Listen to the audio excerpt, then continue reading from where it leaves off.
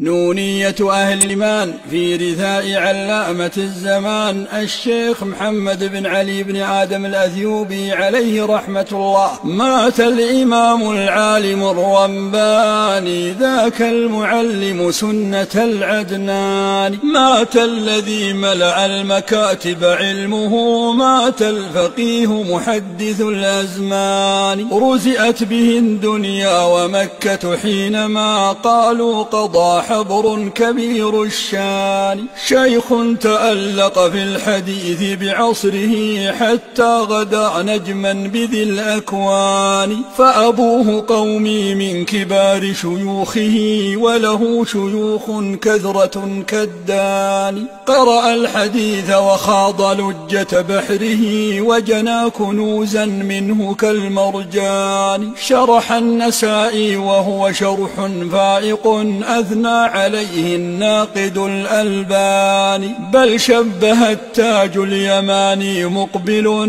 ذاكم بفتح الحافظ الرباني. وأجاد في شرح الصحيح لمسلم متبحرا في الفقه والتبيان. وهو المحيط كما اسمه لشموله من كل شرح واسع الأركان. وله على سنن ابن ماجة درة سلفية كقلائد العقيان. وله على سنن ابن سورة منحة لله شرح الناصح المعوان. وله شروح في فنون جمة قد حررت يا أمة القرآن. وله بعلم الشعر معرفة سرت كالغيث تروي نهمة العطشان. وله أراجيز بنظم رائق قد صاغها في قالب الإحسان. لم نلقه لكن علمنا خيره، زكاه أهل العلم والعرفان. فالعلم أرفع رتبة ومكانة